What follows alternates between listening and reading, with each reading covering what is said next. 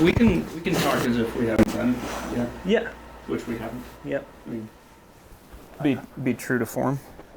Because I may just ask you more like what your plan is, because it also might be what your plan is performance-wise. Oh. It may be kind of fun to like ask that. Yeah, and you then go for it. At the end, be like, Yeah, how'd you because do? the thing is most of the time, most of it's just kind of, it's like a mix of planned sequences and certain melody things, but then you start kind of improvising in the moment. Like, because the patch is kind of built around with some flexibility in it.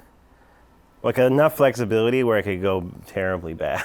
Yeah. But also, there's probably a limiter on the terribly bad part to a certain degree. what's your starting point? Kind of ranges. Sometimes I'll just like pluck out like a simple melody line on some one of the voices and kind of like, okay, cool, let's just loop that.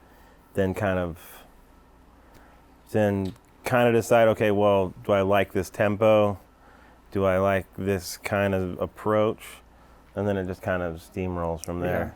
It takes you to the next thing. Yeah, kind of move on from voice to voice.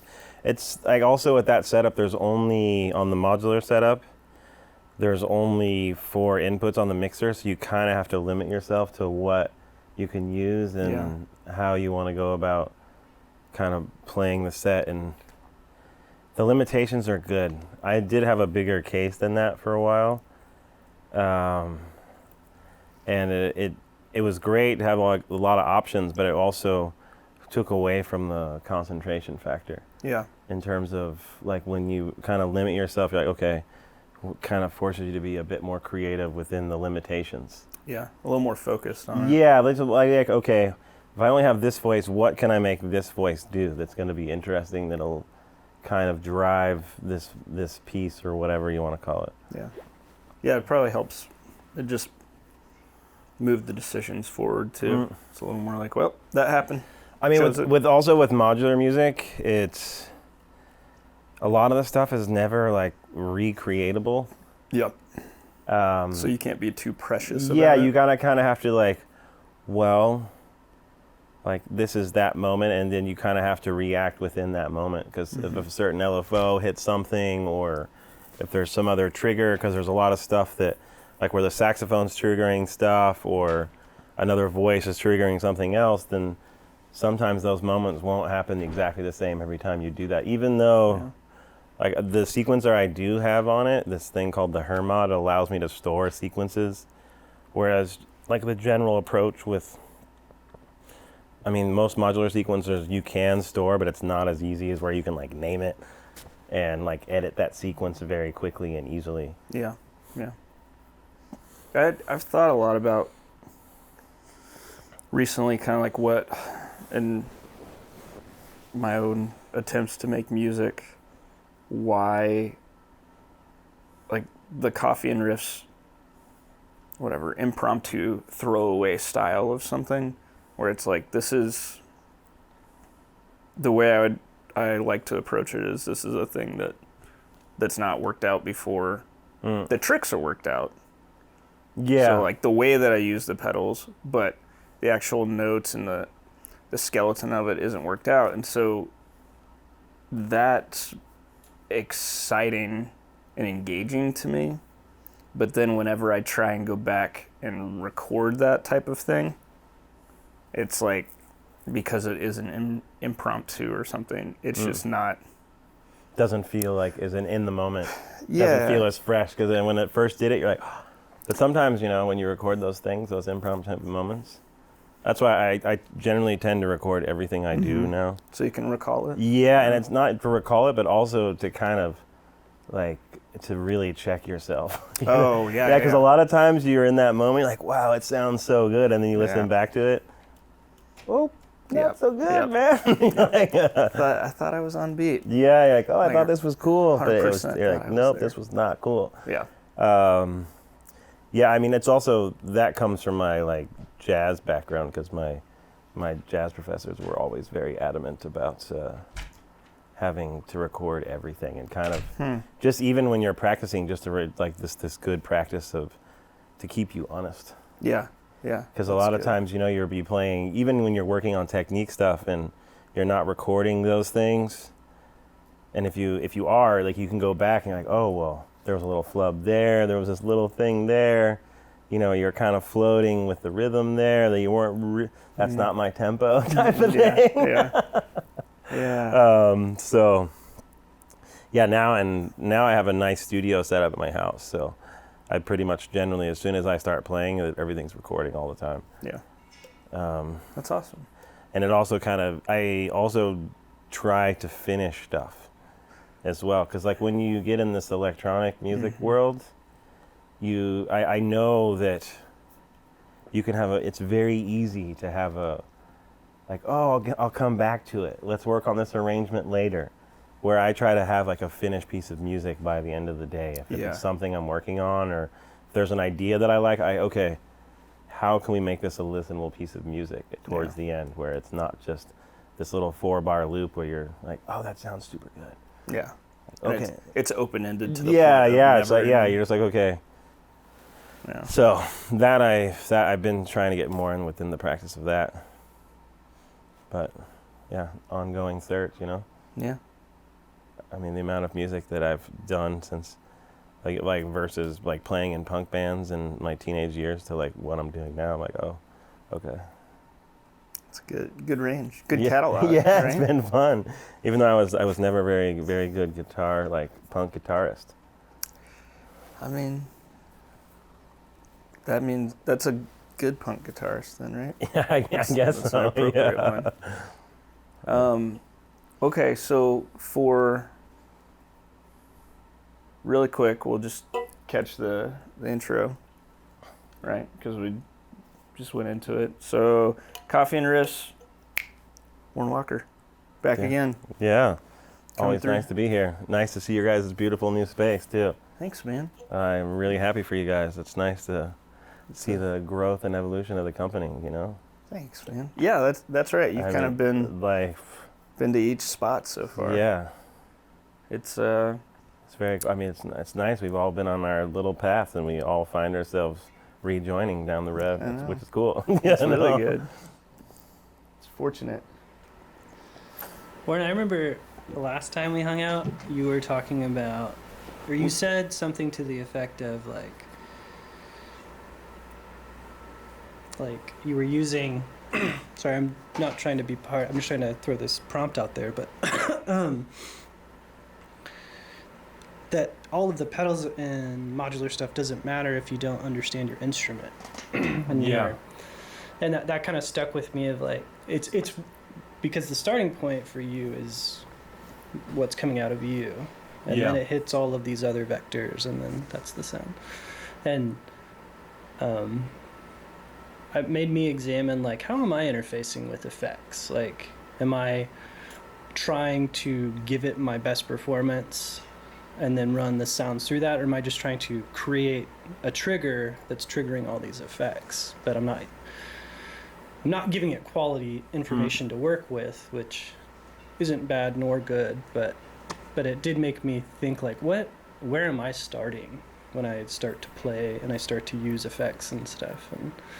And it stuck with me because you said, like, you were talking about if you don't understand this thing, whatever you're holding, then all of this stuff is never going to matter. Yeah, exactly that. Like, how can you have any? I mean, you have to treat the pedals as instruments themselves, or any of the things that you're using. It has to be treated as an instrument, but those always have some sort of input source. And so, if the input source isn't good, how can the effect be good? And otherwise, I mean, a lot of effects pedals now are going directions where they will kind of play themselves to a degree, Yeah. Or be like play one note, like, oh, cool, I have this granular thing that's doing all this thing, But I still, you just kind of have to, like you said, the input source is the most important. Yeah, I think I was doing, I don't know if it's called tone chasing or what, but I was like, I'm trying to find this sound. I don't know where it is. I can't find it. It's like, I just need to play better. Yeah, I mean, especially from coming from a guitar background, like a guitar tone is such an important thing. My dad was a guitarist, and he was always he was kind of anti-pedals for a while. Like, no. And so I was using them. That's how I started playing like pedals on the saxophone. When I was super young, and my dad had some Boss ME10 multi-effects thing at the house, and I just plugged a mic into it and started playing saxophone into it. I was like 14 or 15. Because he was like, no, I don't want that thing. I don't really like it. He was very astute, trying to play jazz guitar all the time. So yeah, kind of there. What location was that last shoot? I was in the south garage at the old shop. We had the bay door open. Yeah, that was 3 years ago. Yeah. That was the right at the start of. I literally bought my first modular setup in February, and then 2 months later, I was like, okay, I think I can play this thing, which I have no idea.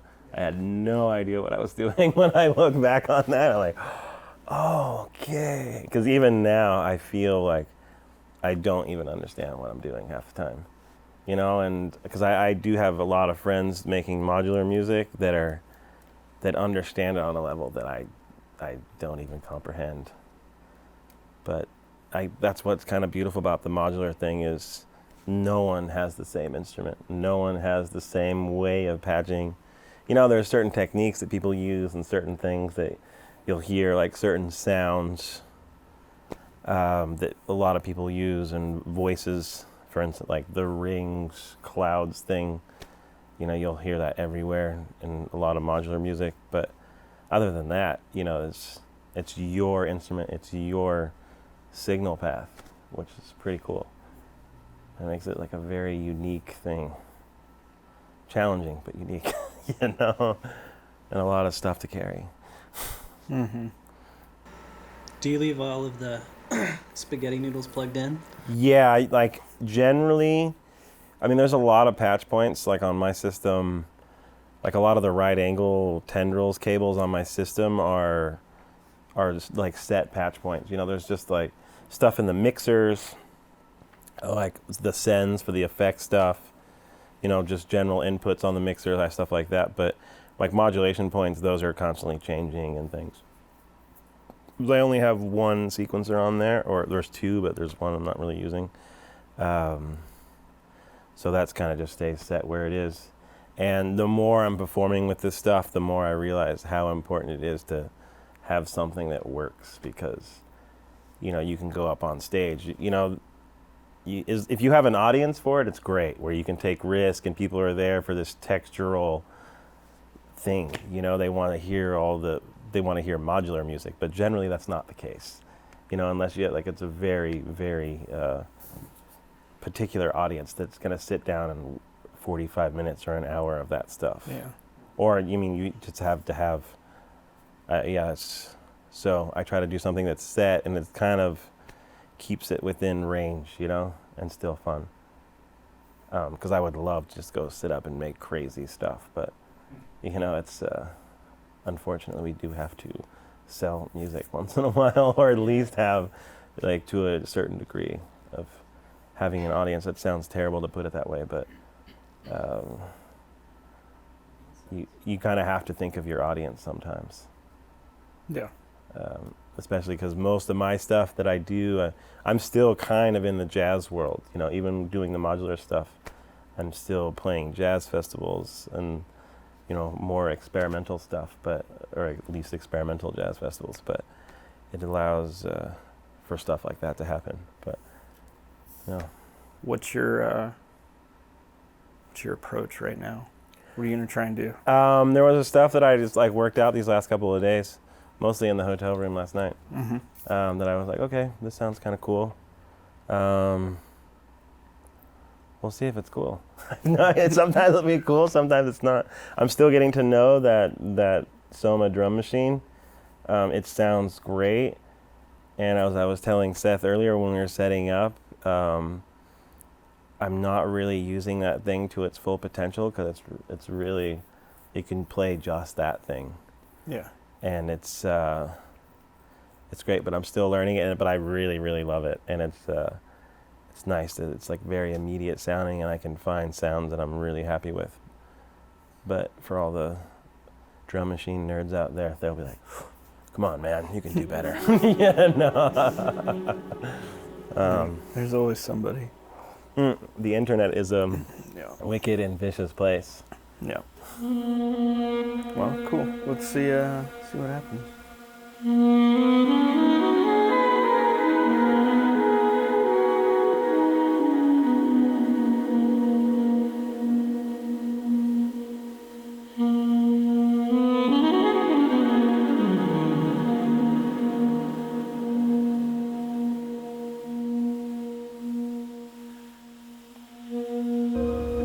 Before dying.